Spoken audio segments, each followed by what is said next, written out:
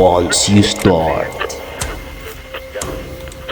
Itong kinakatayuan ko ngayon ay isang abandonadong resort dito sa bayan ng Anda.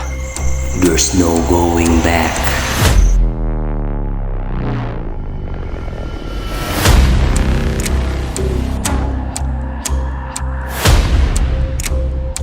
Sa totoo lang ay hindi ko alam ang background story kung bakit nag-close ang resort na ito. Hindi namin alam kung ano ang nasa lugar na ito. Try namin na magstay sa lugar na ito for an overnight.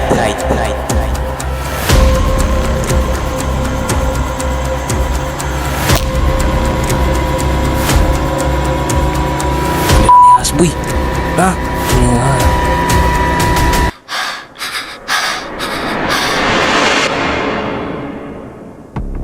Shoutouts to Frenchel Sindo Blaso, Januel Escobia, Jan Martin Handayan, and Xtrodis Harvey. Alas 4 na nang makarating kami sa lugar. Agad na bumungad sa amin ang mga sira-sirang rooms ng resort. Ang una naming ginawa ay humanap ng pwesto para sa pagtatayuan ng aming tent. Pagkatapos ay nagkwentuhan muna kami na kung kakayanin ba ito namin ng kaming dalawa lang. Actually, hindi mo pa talaga mararamdaman ang takot pag may liwanag pa. Napagdesisyonan namin na dito sa likod ng pader na to, kami maglalatag ng tent. Di ako sure pero ang itsura niya ay parang bar area ito noon. Kasi sakto ang view sa tapat ng dagat.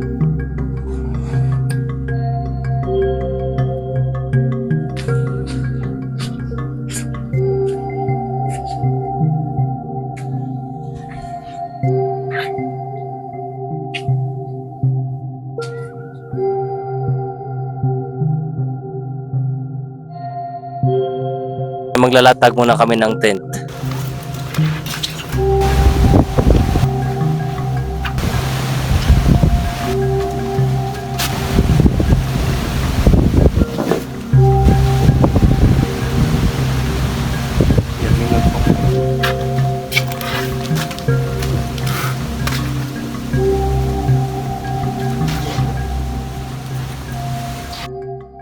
Nagtanong ako sa mga kakilala ko at ang sabi nila na magfo 4 years na daw itong na-close at pagmamayari ito ng isang babae. May mga personal na rason kung bakit nag-close ang resort na ito. Sa sobrang tagal na nga nitong naabandon na ay bumigay na ang mga bubong sa katagalan ng panahon.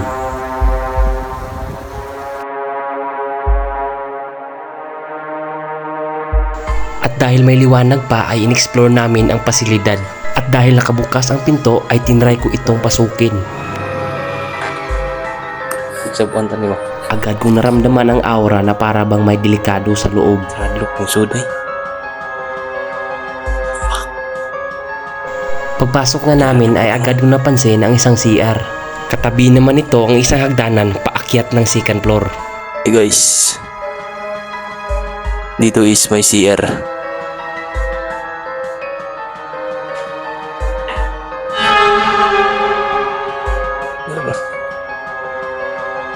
Sa sobrang tagal na nga nito ay binahaya na ito ng mga anay. Bijar. I-flash ko na boy. May paskil pa ngang nakalagay dito. Ang sabi ay pakilinis ng CR pagkatapos gumamit at may pangalan pa nga ng nagsulat.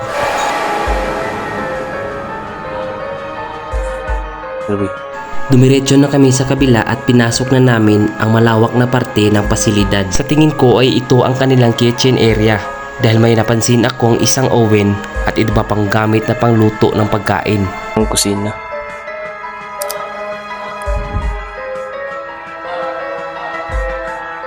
Kusina na. Kusina.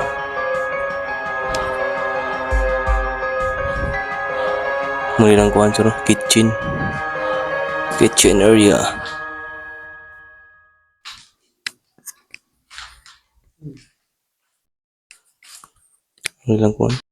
Agad akong kinabahan pagtingin ko sa sahig at ito ang aking nakita. Yes, boy. Ha? Nakakita nga ako ng balat ng ahas at dahil dito ay nadagdagan pa ang kaba na aking nararamdaman. Lunugas, boy. Tingnan.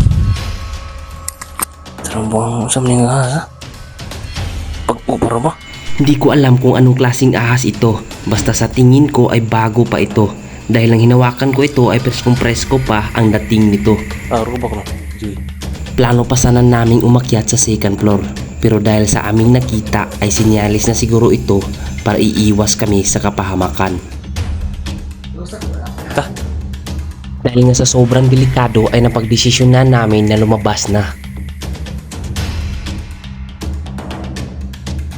Tara.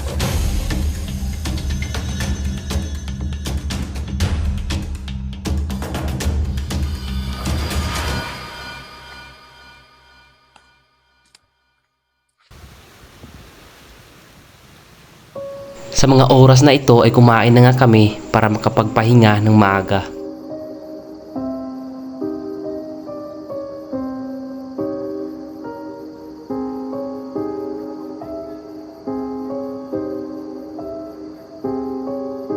So ayun guys, time check, it's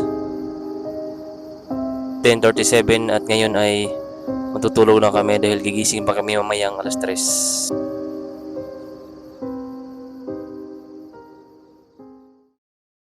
So yun guys, time check, it's 2:01 and ngayon ay mag-start na kami mag-explore sa lugar. Kaya tara, let's go. Ayun guys, all set up na at napunta na kami.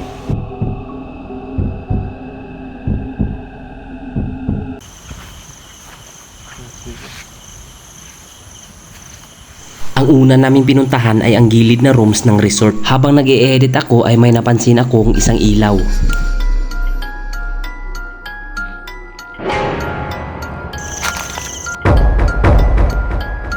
Ito ang patunay na walang bahay sa parte kung saan nakita ko ang ilaw.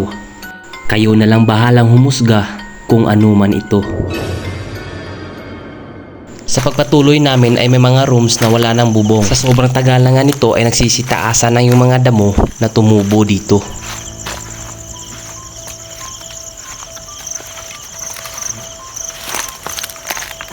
Room?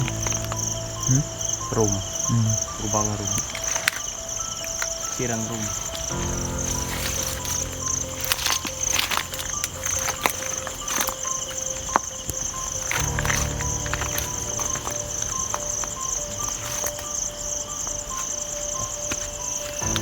Agad naman kaming lumipat sa kabilang rooms.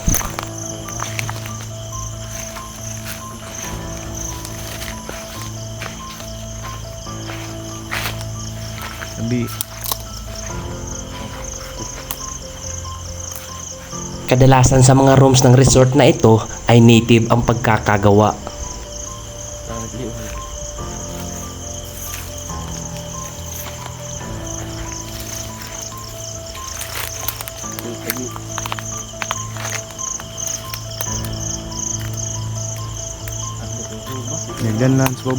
Nagdalawang isip na akong pumasok dahil sa balat ng ahas na nakita namin kanina.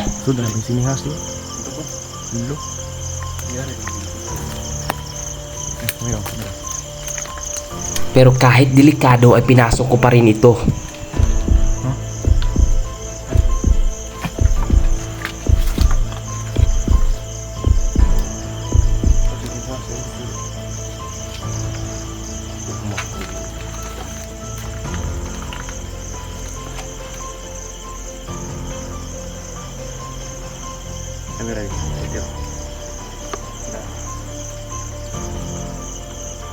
Nagabidyo.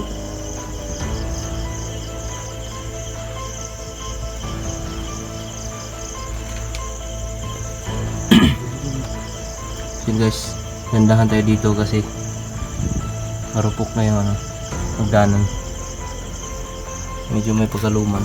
Ito pala yung itsura sa taas. Wala na nga itong sahig at hindi na pwedeng akyatin. Sa taas niya.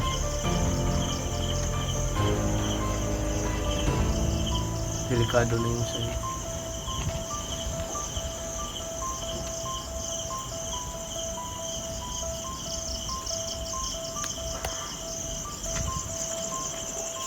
Bumaba na nga kami at naglibot pa sa paligid.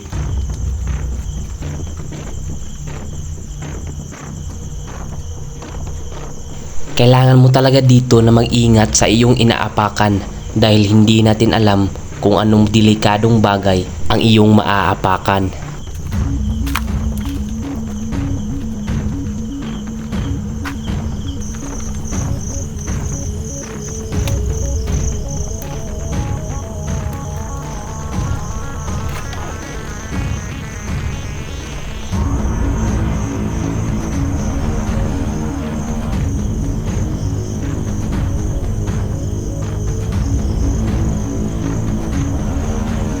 aming paglilibot ay nakaabot kami sa entrance ng resort. So dito naman banda ang pinaka-entrance ng resort. At dito naman ang kanilang guardhouse.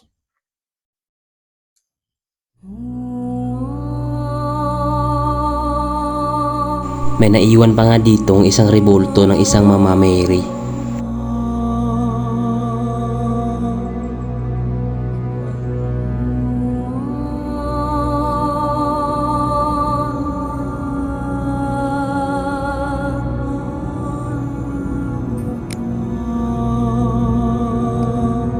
So lahat pala ng room dito ay sira na. Kaya tara, check natin yung iba.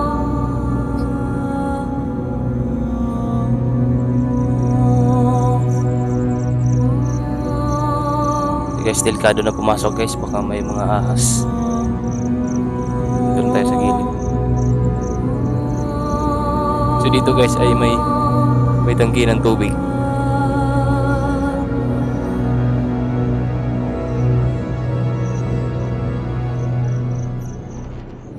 Nagpahinga na nga kami at pinakiramdaman namin ang paligid.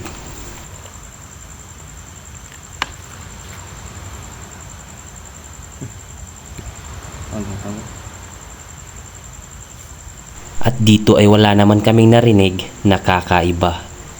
So yun guys, try natin tong ghost up detector na ito. So kung may figure na mahagip siya is magi-green siya katulad nito, example. Again guys, magi-green siya pag may mahagip siya na figure na parang tao. Kaya try natin.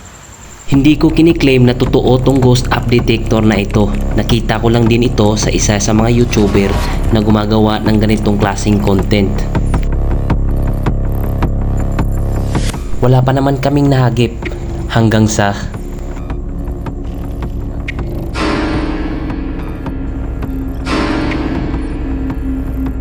yung entity na nakuha namin is nasa bintana lang. Hindi ko alam kung totoo ba to o hindi. Siguro ay kahugis lang ng tao yung bintana kaya ito nakadetect.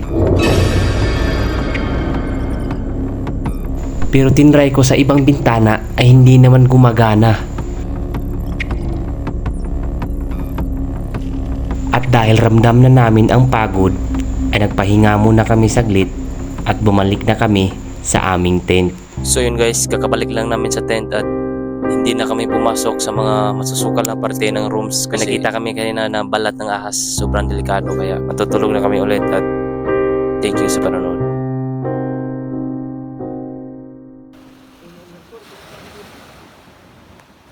Everything in this world has its own purpose why it happens. Hindi natin alam ang bawat detalye kung bakit nangyari ang mga bagay na ito.